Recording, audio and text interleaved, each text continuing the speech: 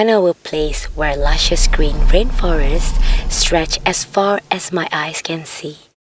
There is a place where culture comes to life through its people who have touched my heart. This is a place where the food satisfies my hearty appetite and the surroundings that quench my thirst for adventure. Nyaman. This is Sarawak, a place that you can expect the unexpected.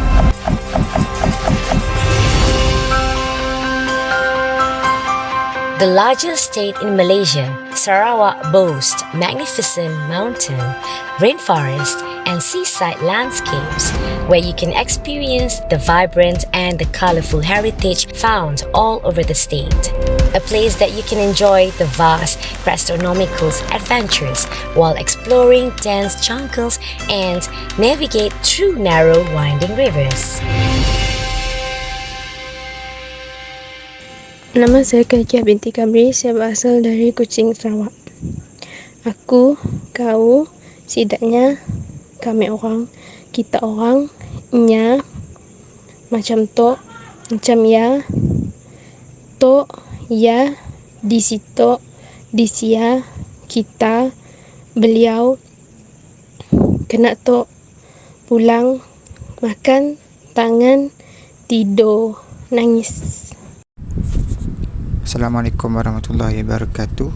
Nama kami Azlan Shah. Kami asal dari Kampung Sambil Asajaya. Kita sidak yo me orang, kita orang nyo cam yo cam tu nak yo situ sinun kita beliau kena yo pulang makan tangan tidur nangis. Nama saya Syaradungan Anak Bangkong. Saya berasal dari Rumah Bangkong, Sawang, Skim Skrang, Gelili, Seriaman.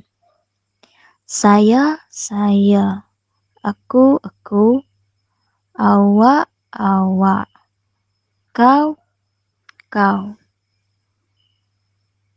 mereka, kami, kamu semua, kalian, korang, dia, ya, begini, macam ni,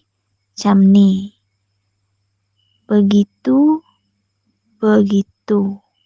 macam itu, macam tu, ini, itu, di sini, di sana, kita, beliau, kenapa ni, pulang, makan, tangan, tidur, menangis. Nama saya Dayang Azirah Amirah binti Abang Abdullah, berasal dari Kampung Bungai Debak, Betong, Sarawak. Dalam bahasa Debak, saya disebut sebagai Hamid. Awak disebut sebagai Hita.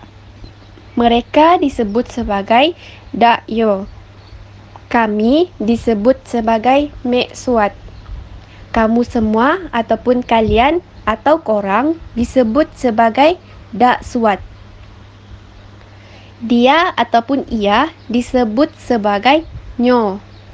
Begini ataupun macam ni disebut sebagai Metuk. Begitu atau macam itu disebut sebagai Meo. Ini disebut sebagai Nak Tuk. Itu disebut sebagai Nak Yo. Di sini disebut sebagai Ngetuk. Di sana disebut sebagai Ngenun. Kita disebut sebagai Kito. Beliau disebut sebagai beliau.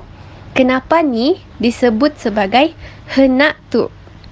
Pulang disebut sebagai hulang. Makan disebut sebagai akan. Tangan disebut sebagai hangan. Tidur disebut sebagai hidua. Dan menangis disebut sebagai angis.